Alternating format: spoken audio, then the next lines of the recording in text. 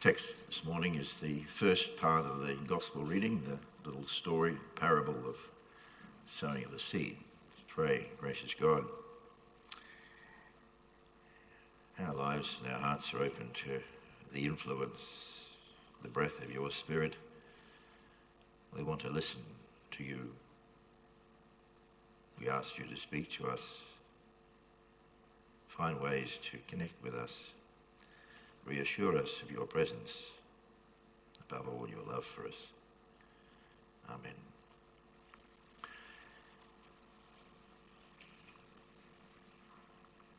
Jesus unpacks the kingdom, or the mystery surrounding the kingdom in many ways, in parables. You all know various parables, I'm sure, from the New Testament.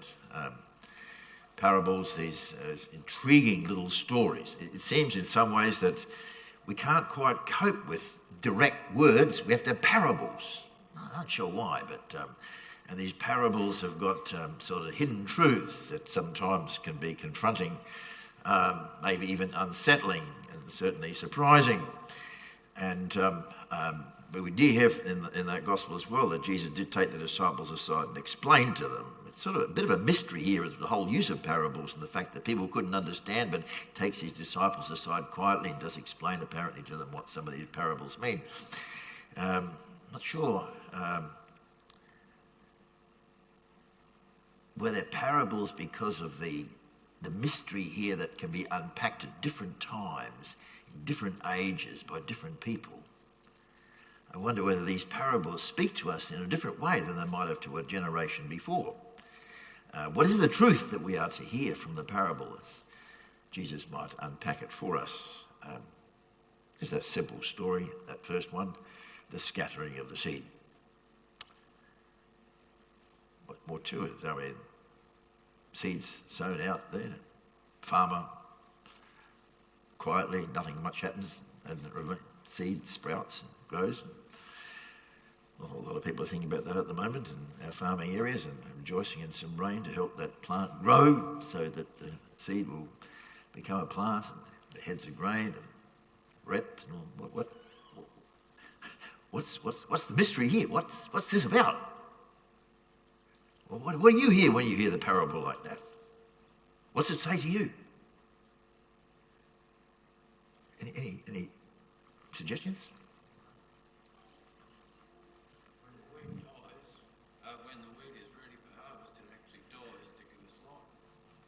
Oh, interesting. When the plant is ready for harvest, it's actually died.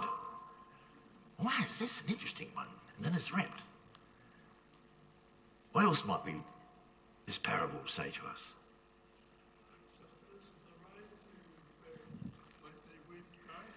Need the rain to make the wheat grow. Yes, conditions have to be right for the grain, for the plant to grow.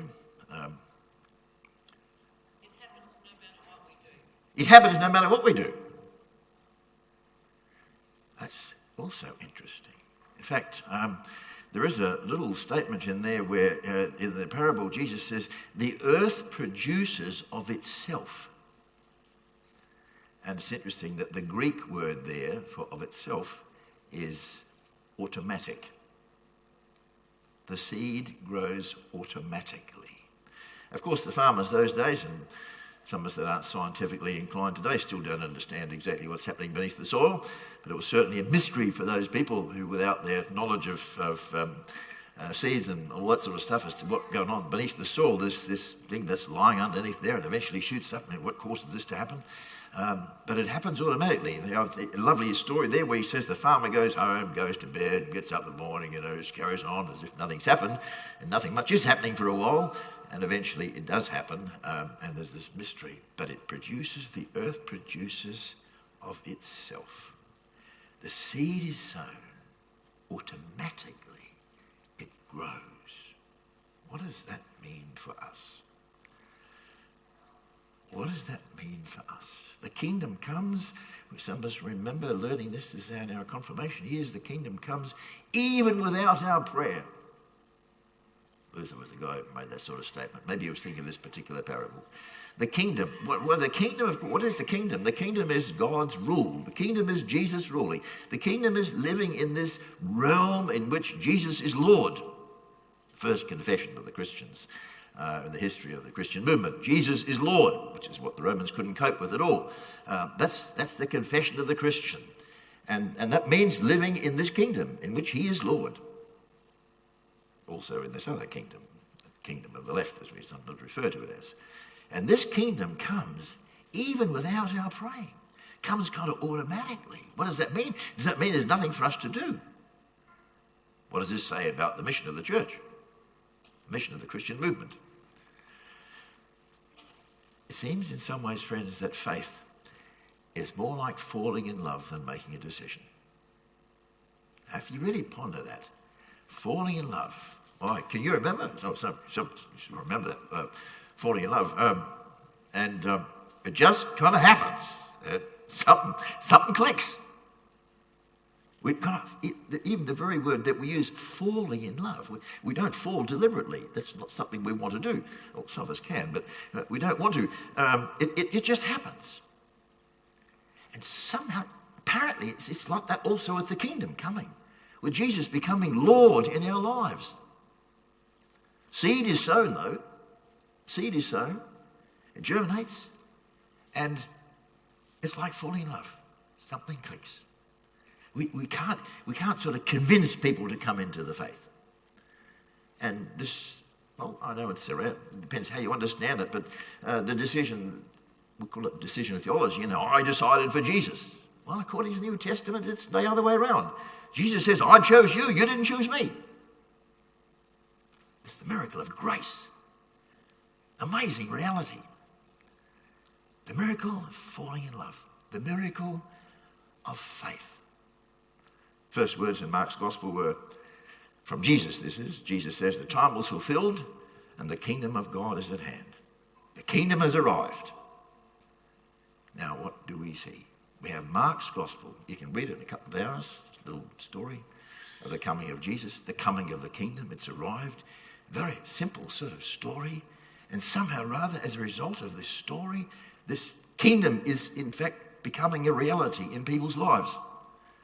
And that's quite a surprise in some ways. If we think of the world today, the world of meteors, where the whole show here could go in the split second if a meteor landed in this little planet.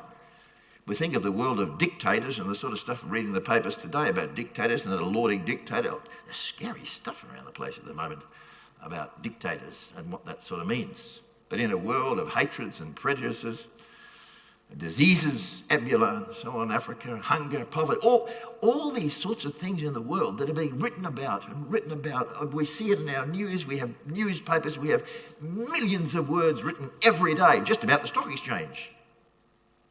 All this other sort of stuff gets so much publicity. We've got this little story here from Mark's Gospel about new creations, about people entering a kingdom in which Jesus is Lord. Not the other lords that run all those other aspects of life in our community. The reign of Jesus. It's a reality.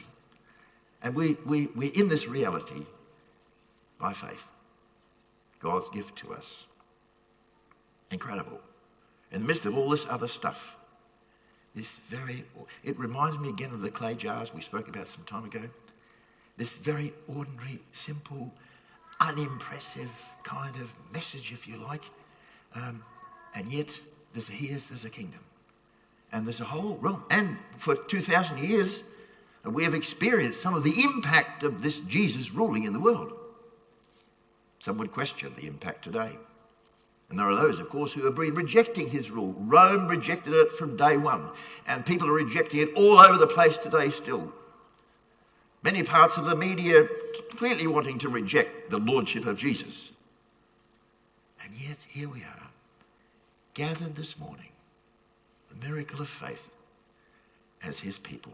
The seed has been sown, and amazingly, it's bringing a harvest even here.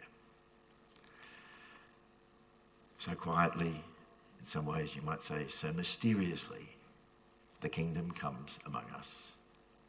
Compared to the world, so few words, so unimpressively. But then this is God's upside down way, quite the opposite to the world. In the world, the dictator has to speak about how great he is and what impact he's having on society and on the world, all that sort of stuff that we're reading about Trump at the moment. None of that from Jesus. But this is where love reigns, because he reigns in our hearts, lives and relationships. Oh God, I will continue to make your presence felt, as tiny as it seems to be. Keep helping us to fall in love with you. Well, really, to simply have trust and faith.